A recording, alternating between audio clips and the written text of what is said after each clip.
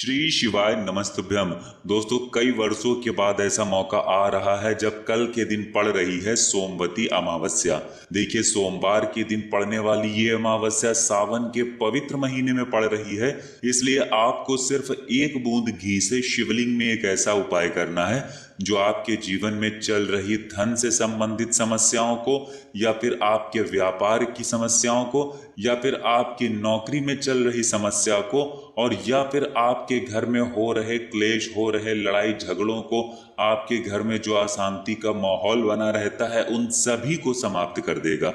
गुरुजी ने कहा कि सोमवती की अमावस्या का ये विशेष उपाय आपके जीवन की सारी समस्याओं का अंत कर देगा। तो चलिए जानते हैं क्या है वो उपाय, लेकिन उससे पहले एक प्रार्थना। अगर आप चैनल पर नए हैं तो कृपया चैनल को सब्सक्राइब अवश्य कर लें। देखिए, कई वर्षों के बाद ऐसा विशेष संयोग बन रहा है कि सावन के दूसरे सोमवार के दिन अमावस्या पड़ रही है। सोमवती अमावस्या की तिथि आपके लिए बहुत ही पवित्र होती है, इसलिए आपको ये विशेष उपाय जरूर करना चाहिए। देखिए, इस वीडियो में हम पूज्य गुरु जी द्वारा बताए गए 2 मुख्य उपायों की बात करेंगे। इनमें से जो भी आपको करना हो, जो भी आपके लिए सरल हो, वो आप कर सकते हैं। चलिए बात करते हैं गुरु जी द्वारा बताए गए पहले खास उपाय की। पहले उपाय के लिए आपको सिर्फ कुछ बूंदे घी की ले लेनी है। अगर आपके पास गाय का शुद्ध देसी घी मिल जाता है तो ये आपके उपाय के लिए सबसे उपयोगी साबित होगा। अगर आपके पास गाय का घी नहीं है तो फिर आप शुद्ध देसी घी का इस्तेमाल कर सकते हैं, लेकिन आपको ध्यान रखना है कि घी जूठा हुआ नहीं होना चाहिए, शुद्ध और साफ होना चाहिए। इसी के साथ आपको एक बेलपत्र ले लेनी है। बेलपत्र कहीं से भी कटी फटी नहीं होनी चाहिए, और बेलपत्र की डंडी के आखिर में जो डूट होती है, यानी जो डंठल होता है, वो भी नहीं होना चाहिए। अगर आपके पास बेलपत्र नहीं है तो शिवलिंग के ऊपर चढ़ी हुई बेलपत्र को उठाकर जल से शुद्ध करके फिर आप उसका भी इस्तेमाल कर सकते हैं। फिर इसी के साथ आपको 1 लोटा जल ले लेना है। जल आप तांबे के पात्र में लेंगे, और ये जल आपको अपने किचन से लेना है। आपके किचन में मटका, आरो, बाल्टी या जो कुछ भी रखा हुआ है, वहीं से आपको ये 1 लोटा जल भर लेना है।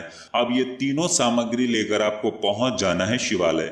पूज्य गुरु जी ने कहा कि ये उपाय आप सिर्फ सोमवार की अमावस्या के दिन करेंगे, और सुबह से लेकर शाम तक जब भी आपके पास टाइम हो तब आप शिवालय जाकर इस सुंदर से उपाय को कर सकते हैं। देखिए, ये उपाय करने से पहले आप लोगों को एक काम करना है। अगर आप सुबह सुबह ये वीडियो देख रहे हैं या एक दिन पहले ये वीडियो देख रहे हैं, तो आपको इस सोमवती अमावस्या के दिन जब आप सुबह स्नान करेंगे तो अपने स्नान वाले जल में आपको 11 काले तिल के दाने जरूर डाल लेने हैं। या फिर आपके पास जितने भी काले तिल के दाने उपलब्ध हो जाएं, 5, 7, 11, 21 जितने भी उपलब्ध हो जाएं, आपको वो अपने स्नान वाले जल में जरूर डाल लेना है।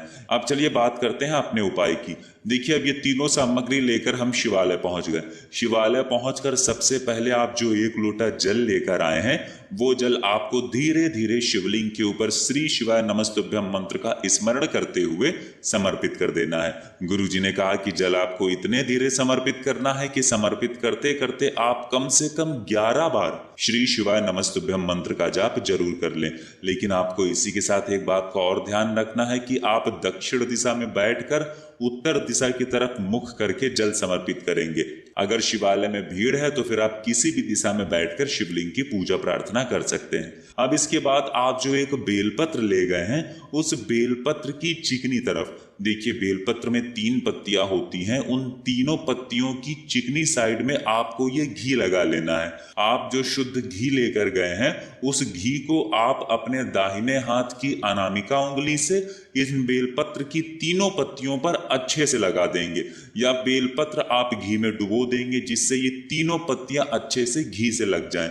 घी जब इन तीनों पत्तियों में लग जाए तब फिर ये बेलपत्र आपको अपने हाथ में रखना है, और आपके जीवन की जो भी समस्या है, जो भी परेशानी है, वो आपको महादेव से बोल देनी है। आपके जीवन में जो कष्ट चल रहे हैं उनको समाप्त करने के लिए महादेव से प्रार्थना कर लेनी है, या फिर आपकी अगर कोई विशेष मनोकामना है जो बहुत दिनों से परिपूर्ण नहीं हो पा रही है, तो उसके लिए महादेव से प्रार्थना कर लेनी है। उसके बाद फिर ये 1 बेलपत्र आपको शिवलिंग के ऊपर समर्पित कर देना है। आपको ध्यान रखना है कि बेलपत्र की डंडी का हिस्सा जलाधारी की तरफ रहेगा और घी लगा हुआ हिस्सा नीचे की तरफ रहेगा, यानी शिवलिंग में टच करेगा। गुरु जी कहते हैं कि अगर सोमवती अमावस्या के दिन हम ये विशेष उपाय करते हैं तो हमारी सारी परेशानियों का अंत महादेव की कृपा से बहुत ही शीघ्र होता है। अब इसके बाद बात करते हैं पूज्य गुरु जी द्वारा बताए गए दूसरे खास उपाय की। देखिए दूसरा उपाय भी उन लोगों को करना है जिनके जीवन में कोई आर्थिक संकट चल रहा है, या फिर उनकी कोई विशेष मनोकामना है, या फिर उनके व्यापार में या नौकरी में किसी प्रकार की समस्या चल रही है। इन दोनों उपायों में से आप कोई भी उपाय कर सकते हैं। देखिए दूसरे उपाय के लिए भी आपको एक बेलपत्र ले लेनी है, लेकिन बेलपत्र कहीं से भी कटी फटी नहीं होनी चाहिए, और बेलपत्र की डंडी के आखिर में अगर डूट है तो उसको आप हटाकर अलग कर लेंगे। फिर इसी के साथ आपको एक लोटा जल ले लेना है। जल लेने के साथ आपको थोड़ा सा घी भी ले लेना है। शुद्ध देसी घी अगर आपको मिल जाता है तो शुद्ध देसी गाय का घी ले लीजिए। फिर इसी के साथ आपको सबसे आखिर में लेना है थोड़ा सा लाल चंदन।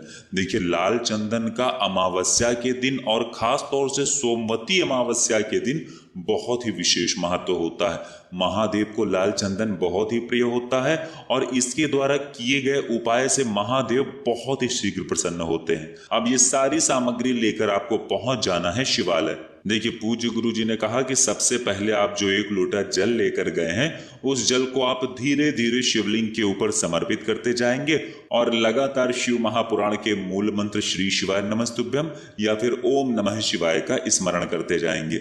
गुरु जी ने कहा कि जल आप बिल्कुल धीरे धीरे समर्पित करेंगे। इसके बाद आप जो एक बेलपत्र ले गए हैं उस बेलपत्र की सबसे आगे वाली पत्ती पर, यानी बेलपत्र की जो सबसे आगे वाली पत्ती होती है, जो सबसे बड़ी पत्ती होती है, उस पत्ती के चिकनी तरफ आपको घी लगाना है। पत्ती के पूरे चिकने साइड में आपको ये घी लगा देना है, और फिर उसके बाद नीचे की जो दो पत्तियां हैं उन पत्तियों के चिकनी साइड में आपको लाल चंदन लगाना है। देखिए अगर आपके पास लाल चंदन सूखा है तो उसमें आप थोड़ा सा गंगा जल मिला लीजिए, या फिर थोड़ा सा शुद्ध जल मिला लीजिए। जो भी आपके पास उपलब्ध है वो मिला लीजिए, और इस चंदन को एक लेप की तरह तैयार कर लीजिए। अब इसी चंदन का लेप आप बेलपत्र की नीचे की दोनों पत्तियों में लगा देंगे। ऊपर की पत्ती में आपने पूरा घी लगा दिया, और नीचे की दोनों पत्तियों में आप पूरा लाल चंदन लगा देंगे। फिर उसके बाद ये बेलपत्र आपको अपने हाथ में रखनी है, और अपनी मनोकामना बोलते हुए तथा अपने जीवन के कष्टों का अंत करते हुए आप ये बेलपत्र माता अशोक सुंदरी वाले स्थान पर समर्पित कर देंगे, यानी रख देंगे। देखिए अगर आप माता अशोक सुंदरी वाले स्थान के बारे में जानकारी नहीं रखते हैं तो जान लीजिए कि जलाधारी के बीच में जो मोटी उठी हुई लाइन होती है, कहीं कहीं शिवलिंग में सांप की आकृति बनी होती है और कहीं कहीं पर उठी हुई लाइन होती है, तो यही माता अशोक सुंदरी का स्थान कहलाता है। और यहीं पर आपको बेलपत्र समर्पित कर देना है। बेलपत्र की डंडी का हिस्सा जलाधारी की तरफ रहेगा और चिकनी साइड वाला हिस्सा माता अशोक सुंदरी वाले स्थान पर टच करेगा, और फिर माता अशोक सुंदरी से अपने जीवन में चल रही समस्या को दूर करने की फिर से प्रार्थना कर लेनी है। देखिए अगर आप इस सोमवती अमावस्या के दिन इन दोनों में से कोई भी उपाय करते हैं तो आपकी ऐसी कोई मनोकामना नहीं जो महादेव परिपूर्ण नहीं कर सकते हैं। तो दोस्तों ये थे पूज्य गुरु जी द्वारा बताए गए दो बहुत ही खास उपाय। अगर आपको जानकारी अच्छी लगी हो तो वीडियो लाइक करिएगा। मिलते हैं फिर एक नए वीडियो के साथ। श्री शिवाय नमस्तुभ्यम।